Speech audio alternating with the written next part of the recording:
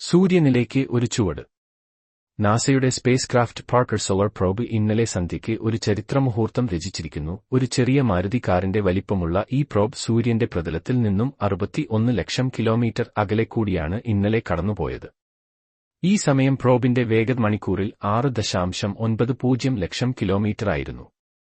ഈ വേഗതയിൽ ജപ്പാനിലെ ടോക്കിയോയിൽ നിന്നും വാഷിംഗ്ടൺ DC-യിലെത്താൻ കേവലം 1 മിനിറ്റിലും താഴെ മതിയാകും.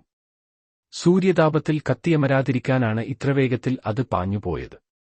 2 റിക്കാർഡുകളാണ് ഈ പ്രോബ് തകർത്തിരിക്കുന്നത്. 1 മനുഷ്യനിർമ്മിതമായ ഏറ്റവും വേഗതയുള്ള യാനം, 2 സൂര്യനോട് ഇത്ര അടുത്ത് ആദ്യമായെത്തുന്ന ആളില്ലാത്ത വാഹനം.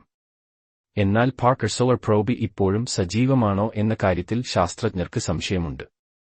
അഥവാ പേടകം ജീവനോടെയുണ്ടെങ്കിൽ അല്പദിവസത്തിനുള്ളിൽ സൂര്യന്റെ മറുഭാഗത്തുനിന്നും അതിന്റെ സിഗ്നലുകൾ ലഭിക്കാൻ തുടങ്ങും.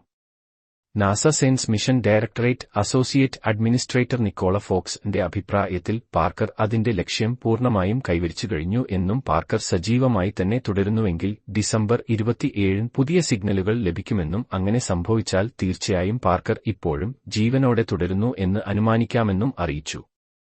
പാർക്കർ സൂര്യന്റെ അടുത്തു ചെന്നെടുത്ത ചിത്രങ്ങൾ 2025 ജനുവരിയിൽ മാത്രമേ നാസയ്ക്ക് ലഭ്യമാകുകയുള്ളൂ. മറ്റുള്ള ഡാറ്റകൾ പാർക്കർ സൂര്യനിൽ നിന്നും ദൂരേക്കകന്നാൽ മാത്രമേ കൈവരിക്കാനാകുകയുള്ളൂ.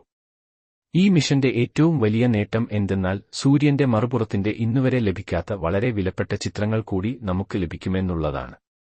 2018 വിക്ഷേപണം നടത്തപ്പെട്ട പാർക്കർ പ്രോബ് പ്രത്യേക തരത്തിലുള്ള ഹീറ്റ് ഷീൽഡ് കൊണ്ട് കവർ ചെയ്തിട്ടുള്ളതാണ്. എങ്കിലും സൂര്യനോടടുക്കുമ്പോൾ ചൂടുകൊണ്ട് തകരാറൊന്നും സംഭവിക്കാതിരിക്കാനാണ് ഇത്രയേറെ വേഗത്തിൽ അത് സൂര്യനിൽ നിന്നും അകന്നുമാറിയത്.